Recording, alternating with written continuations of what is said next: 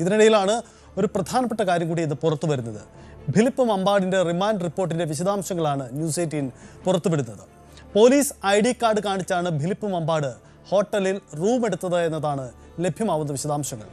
Philip Mambad എന്ന് പറയുന്ന motivation സ്പീക്കറെ നിങ്ങൾക്ക് എല്ലാവർക്കും അറിയാമല്ലോ. ഇവനെ പറ്റിയിട്ട് ഇനി ഞാൻ കൂടുതലായിട്ടൊന്നും പറയുന്നില്ല. ആ 16 വയസ്സുള്ള പെൺകുട്ടിയുടെ അനുഭവം പല ആൾക്കാരുടെ അടുത്തും ഷെയർ ചെയ്തിട്ട് പോലും ഇപ്പോഴും ഇവനെ താങ്ങി പിടിച്ചുകൊണ്ട് നടക്കുന്ന കുറച്ച് വിവരം കെട്ട ആൾക്കാരുണ്ട്. അവരോടാണ് എനിക്ക് ചോദിക്കാനുള്ളത്. എടാ, നിൻ്റെ ഒന്നും വീട്ടിലൊന്നും ഈ പറയുന്ന മക്കളും അമ്മയും പെങ്ങന്മാരും ഒന്നും ഇല്ലേ?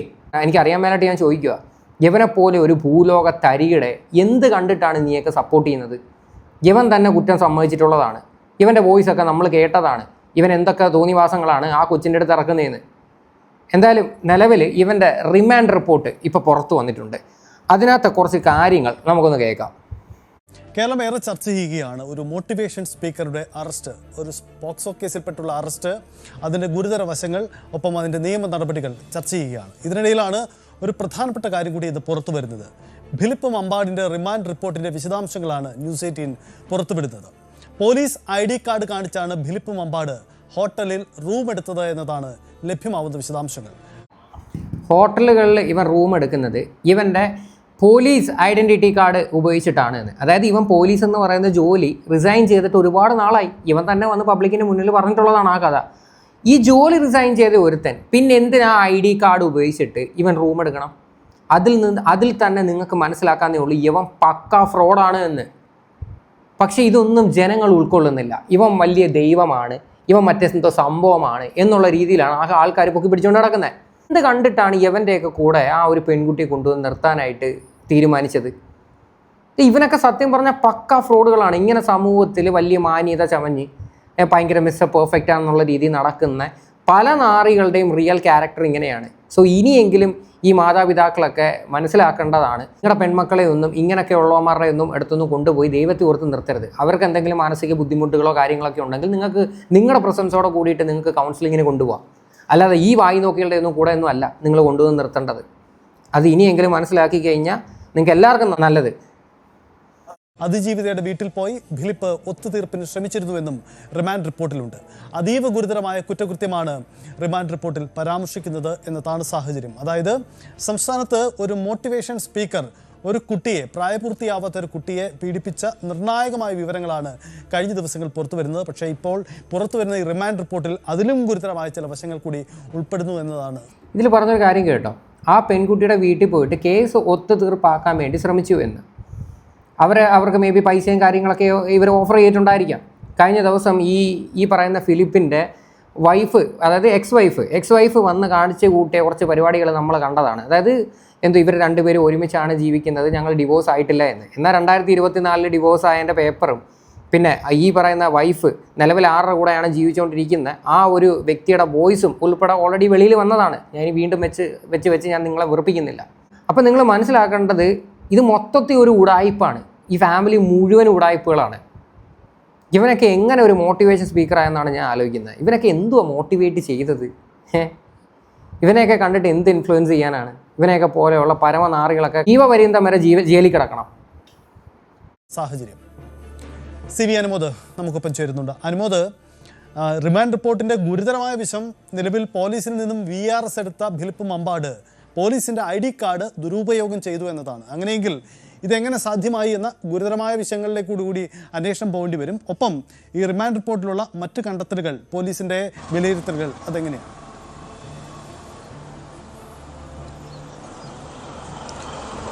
സജിത്ത്, ഫിലിപ്പ് മമ്പാടിന്റെ റിമാൻഡ് റിപ്പോർട്ടിന്റെ വിശദാംശങ്ങളാണ് ഇപ്പോൾ നമുക്ക് ലഭിച്ചിരിക്കുന്നത്. അതിൽ ഏറ്റവും പ്രധാനപ്പെട്ട കാര്യം സജി സൂചിപ്പിച്ചതുപോലെ തന്നെ ഈ കുട്ടിയുമായിട്ട് ഇദ്ദേഹം മുറിയെടുത്തത് പോലീസിന്റെ ID കാർഡ് ഉപയോഗിച്ചാണ് എന്നുള്ളതാണ്. അതായത് VRS എടുത്ത് സർവീസിൽ നിന്ന് പുറത്തുപോയ ഉദ്യോഗസ്ഥനായിരുന്ന ഫിലിപ്പ് മമ്പാട് താൻ ഇപ്പോഴും പോലീസിലുണ്ടെന്ന് തെറ്റിദ്ധരിപ്പിച്ചാണ് മുറിയെടുത്തത് എന്ന് വേണം കരുതുവാൻ. അങ്ങനെയാണെങ്കിൽ ഒരു വ്യാജ ID കാർഡ് അദ്ദേഹം ഇതിനോട് ഉപയോഗിച്ചു എന്ന ചോദ്യമാണ് ഉയരുന്നത്. സാധാരണ സർവീസിൽ നിന്നും റിട്ടയർ ചെയ്യുമ്പോൾ പിരിഞ്ഞു പോരുമ്പോൾ ID കാർഡ് തിരിച്ചു കൊടുക്കേണ്ടതാണ്.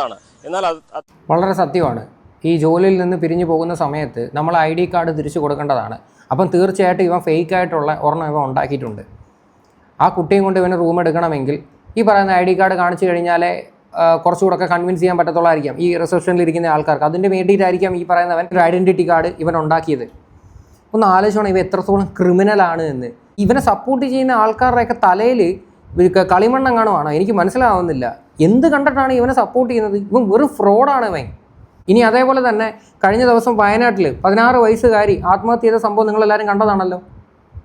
എന്തിനാണ് ആ ഒരു പെൺകുട്ടി ആത്മഹത്യ ചെയ്തത്? അതിൻ്റെ റീസൺ ഒന്ന് എടുത്ത് നോക്കിയാൽ മതി. അപ്പം ഈ കുറേ പേര് വന്നിരുന്ന് യവനെ ന്യായീകരിക്കുന്ന സമയത്ത് ആ ഒരു പെൺകുട്ടിയുടെ മാനസികാവസ്ഥയും കൂടെ നിങ്ങൾ മനസ്സിലാക്കിയിട്ട് വേണം ഓരോന്നൊക്കെ വന്നിരുന്ന് വിളിച്ച് പറയാനായിട്ട്. ഇത്തരത്തിൽ അദ്ദേഹം കൊടുത്തോ ഇല്ലയോ എന്നുള്ള ചോദ്യം വരുന്നുണ്ട്. അതല്ലെങ്കിൽ കൊടുത്തെങ്കിൽ ഒരു വ്യാജ ID കാർഡ് അദ്ദേഹം ഉണ്ടാക്കി അത് ഈ ഒരു മുറിയെടുക്കാനുള്ള ആവശ്യത്തിനായി ഉപയോഗിച്ചു എന്ന് വേണം കരുതുവാൻ.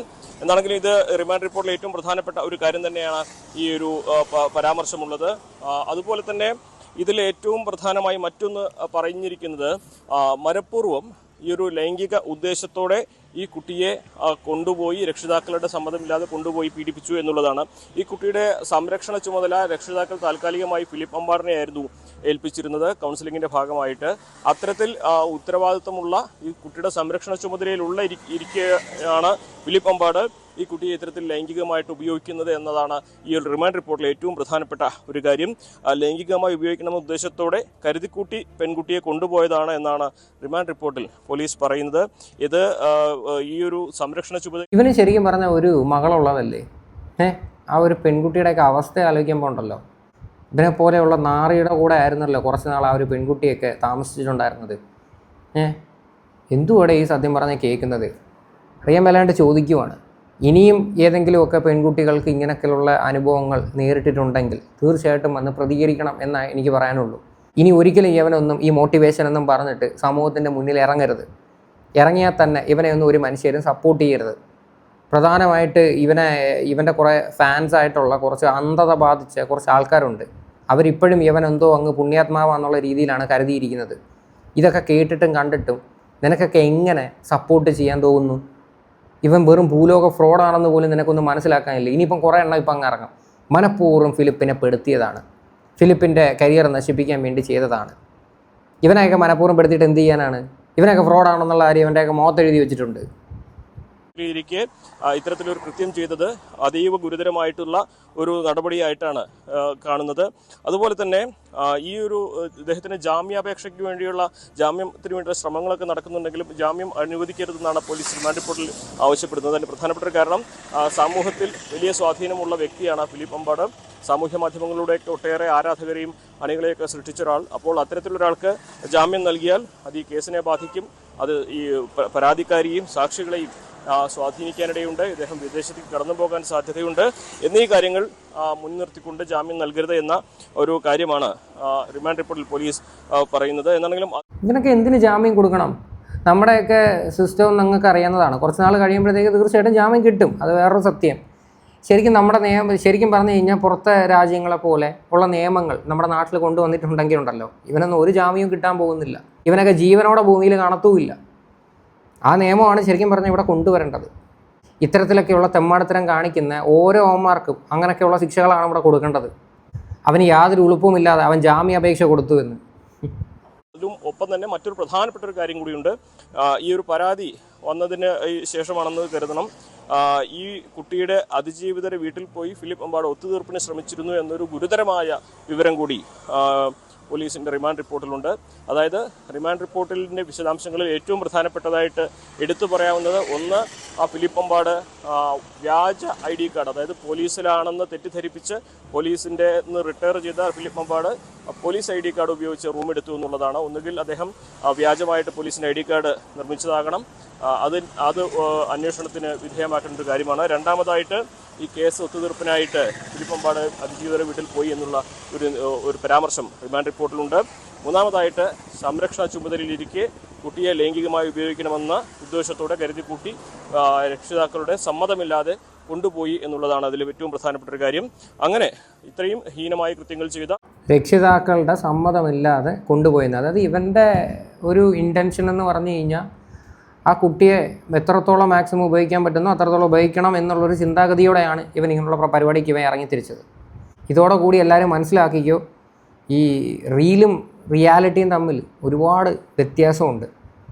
അത് ഇനിയെങ്കിലും മനസ്സിലാക്കി നിങ്ങൾക്ക് എല്ലാവർക്കും കൊള്ളാം. അതിൽ കൂടുതൽ ഞാൻ വേറെ ഒന്നും പറയുന്നില്ല. എന്തായാലും ഫിലിപ്പ് അമ്പാടിൻ്റെ ചരിത്രങ്ങൾ ഓരോന്നായിട്ട് വെളിയിൽ വന്നുകൊണ്ടേ ഇരിക്കുവാണ്. ഇനി നീ ജാമ്യത്തിൽ പുറത്തിറങ്ങിയാൽ പോലും നീ മേലാൽ ഇനി ഇമ്മാരി ഉടായ്പോയിട്ട് നീ സമൂഹത്തിൻ്റെ മുന്നിൽ വരരുത്. ആ ഒരു പെൺകുട്ടി എന്തെങ്കിലും കയറി ചെയ്തിട്ടുണ്ടായിരുന്നെങ്കിൽ ആര് സമാധാനം പറഞ്ഞേനെ? നിങ്ങളൊന്ന് ആലോചിച്ച് നോക്ക്. ഇപ്പോൾ ഈ ഭയങ്കര കാര്യമായിട്ട് ഇവനെ കൊടിയും പിടിച്ചുകൊണ്ട് നടക്കുന്ന ആൾക്കാരുടെ അടുത്താണ് ചോദിക്കുന്നത്, ആ പെൺകുട്ടിക്ക് എന്തെങ്കിലുമൊക്കെ സംഭവിച്ചാൽ നീയൊക്കെ ഉത്തരവാദിത്വം പറയുമോ? ഇല്ലല്ലോ. എന്തായാലും ഈ ഒരു വിഷയമായിട്ട് ബന്ധപ്പെട്ട് നിങ്ങളുടെയൊക്കെ അഭിപ്രായങ്ങൾ എന്താണെന്ന് വെച്ചാൽ നിങ്ങൾ തീർച്ചയായിട്ടും കമൻറ്റ് ചെയ്യുക.